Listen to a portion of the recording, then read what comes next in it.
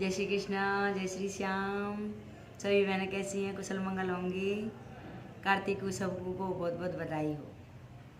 तो आज कार्तिक महात्म की कथा सुनाते हैं कि कैसे विष्णु भगवान कार्तिक देवता और एक इंसान पर प्रसन्न होते हैं और उसकी सारी मनोकामना पूर्ण करते हैं। एक समय की बात थी, एक साहूकार था और उसके कोई भी संतान नहीं थी।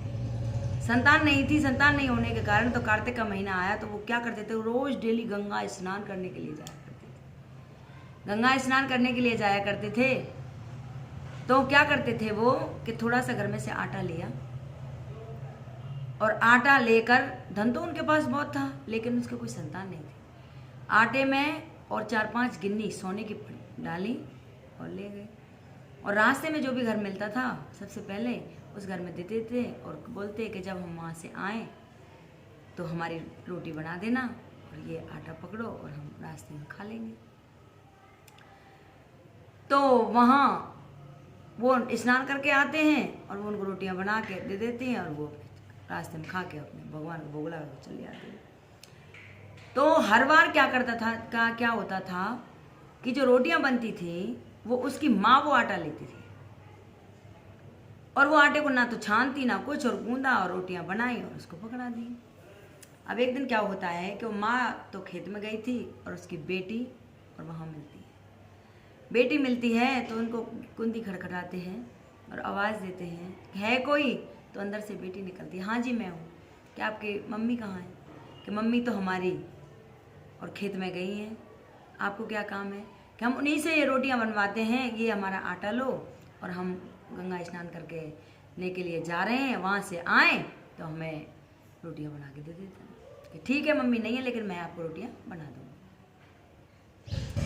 तो क्या होता है कि बेटी ने वो आटा छाना और उसमें देखा तो सोने की गिन्नी थी। सोने की गिन्नी थी तो गिन्नी तो निकाल दी और जब वो आए और उनको रोटियाँ बना कर दे दी। जब उनके माँ बाप घर आए और अपनी माँ से कहने लगी कि माँ, आपको ये इतने दिन से रोटियां बनवा रहे थे और आपने देखा नहीं है स्किन के तो आटे में गिन्नियां निकल। तो उन्होंने दिखाया कि कहाँ है वो गिन्नियां, ये रही। तो उसका पिता जो था लड़की का वो बोला कि इनके आटे में अगर सोने की गिन्नियां हैं तो इनके घर पे कितना सोना होगा। ऐसा करते हैं, इनके लड़के, इनका कोई ना कोई तो लड़का होगा, उसके लिए अपनी लड़की की शादी कर देते हैं। तो उन्होंने ऐसा ही किया।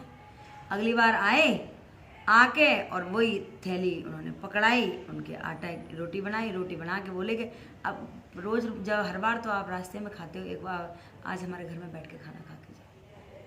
तो उन्होंने खाना खाया। खाना खाने के बाद वो बोले लड़की वाले कि ऐसा है कि आपका कोई बेटा तो होगा। तो जो साहूकार था वो मतलब कहने लगा कि नहीं, तो वो जो उसकी घरवाली थी वो उसको हाथ दबा देती है। बोली हाँ जी है, तो ऐसा ही हमारी लड़की है और आप इसके साथ उसकी शादी कर दो। तो वो बोला कि हमारा लड़का तो काशी जी पढ़ने गया है, ऐसा करो आप ये लोटा फेंटे पे शादी कर दो, फेंटा कटारी पे शादी करके हम ले जाए। उन्होंने वही फेंटा कटारी पे लड़की की शादी कर दी और बहू को लेकर वो घर चले गए। अब तो बहू 16 श्रृंगार करे, छम छम छम छम करती हुई, नाचती हुई घूमे। कार्तिक वो जाएं गंगा स्नान करने के लिए, गरम गरम खाना पीना सब कुछ बना के तैयार रखे। आई एक पड़ोसन, कहते ना एक को एक देख के कोई राजी नहीं है आज के ज़माने में। आई पड़ोसन और पड़ोसन बोली कि इनके घर में बड़ी छम छम करती कोई डोल रहा है, देखे तो सही। अब देखा तो उसने वो, तू कौन? कि मैं इनके बेटे की बहू हूँ। अरे बावड़ी, इनके बेटा कहाँ है? इनके तो 100 कोस तक बेटा ना है, तेरे को तो धोखा दे के ले आए। ऐसा तो नहीं हो सकता। कि नहीं, मैं कह रही हूँ धोखा दे के ले आए। कि ऐसे कैसे धोखा दे देंगे? कि हाँ इनके बेटा है ही नहीं, तो अब मैं क्या करूँ? ऐसा कर, सारा श्रृंगार उतार दे, फटी पुरानी साड़ी पहन ले और दाल बनावे उसमें नमक तेज कर दे, रोटी जली फूकी बना दे। अब आए वो, आके उन्होंने गेट खोला तो बहू का रूप देखा तो जो उसका घरवाला था वो बोला कि आज तो कोई आग लगा गई घर में, तो तू जैसा भी बने मिले वैसा ही चुपचाप खा के और उठ जाना, इससे कुछ भी मत कहना। इसको सारी बातें आज पता चली। अब तो ससुर जी थे वो तो खा के अपने चले गए, लेकिन औरतों की जीभ थोड़ी वो होती है, नई निठी उसकी नई निठी। और उसने कहा कि बेटी आज तो इतना नमक डाल दिया दाल में और रोटी सारी जली हुई है। तो बोली कि माता जी जैसे मैं जली फूकी अलोनी फीकी ऐसी मेरी रोटी अलोनी फीकी। तो अगले दिन क्या होता है कि बोले कि हम तो देख गंगा जी बेटी हमसे बहुत बड़ी गलती हो गई और हम गंगा जी स्नान करने जा रहे हैं, ये ले ये 7 कमरे बन रहे हैं, इन 7 कमरे की चाबी पकड़ और अपना जैसे रहे वैसा रहना। वो गंगा स्नान करने के लिए चले जाते हैं, 7 कमरे बने होते हैं। 7 कमरे में बोले कि आज देखो तो सही इन कमरों में है क्या। एक में देखा सोना चांदी भरा हुआ था, दूसरे में देखा बर्तन भरे हुए थे, तीसरे में देखा अनाज के भंडारे भरे हुए थे, चौथे में देखा तो वहाँ तो अलग ही सीन था कि खजाने पे खजाने भरे हुए नोटों से भरा पड़ा है। ऐसे ही 5वां खोला, 6वां खोला, जब 7वें की बारी आई उसने खोला तो क्या देखता है वहाँ, नीचे तो गंगा जी बह रही है, हरे हरे जौ बीज रहे हैं और चारों तरफ श्रोतागण बैठे हैं और बीच में और एक पुरुष बैठा है और वो सबको भाग ये सुना रहा है कार्तिक मातम की कहानी। अब उसने देखा हाय उस औरत ने मेरे से कितना बड़ा झूठ बोला कि इसका बेटा नहीं, इसके तो घर में ही गंगा जी है, उसका बेटा देख कितना सुंदर बैठा है और कार्तिक मातम सुनाने लग रहा है सबको।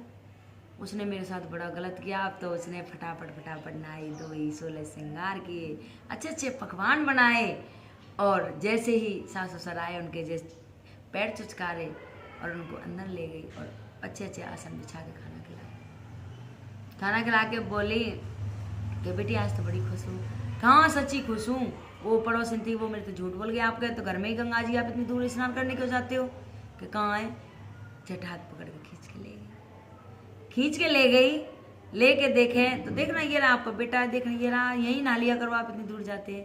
अब तो जो सास थी उसने हाथ जोड़े उस बहू के कि हमारे पास क्या है, हमारे पास तो कुछ नहीं था और ये कौन है। तो वो खड़ा हुआ और खड़ा होके माँ बाप के पैर छूता है और कहता है कि मैं आपका ही तो पुत्र हूँ और कौन हूँ, कि मेरा पुत्र, कि हाँ कि मुझे तो आपकी तपस्या का फल था जो कार्तिक महाराज ने दिया है और आपको पुत्र रूप में रत्न मेरे को यहाँ भेजा है। तो जो सास थी उसकी बहू के पैरों में पड़ गई कि तेरे ही भाग है बेटी, हमारे पास तो क्या था, कुछ नहीं था, हमारी तो सूनी गोद थी, आज हमारा आंगन भी हरा भरा हो गया, सब कुछ, बहू भी मिल गई बेटे भी मिल गए। हे कार्तिक महाराज जैसे उस बुढ़िया और साहूकार को बेटे और बहू मिले और सारी खुशियाँ मिली, ऐसे सबके लिए मिलना। हे कार्तिक महाराज अपनी कृपा दृष्टि सब पर बनाए रखना। जो भी माता बहनें मेरी ये कथा सुन रही हो उनकी सभी मनोकामना पूर्ण करना। कृपा करके अगर ये कथा अच्छी लगी हो तो लाइक सब्सक्राइब जरूर करना, शेयर करना और कमेंट में लिख के जरूर भेजना ये कथा कैसी लगी, क्योंकि कार्तिक महाराज सभी पर कृपा करते हैं, सभी पर बनाए रखते हैं। बोल राधे राधे राधे राधे।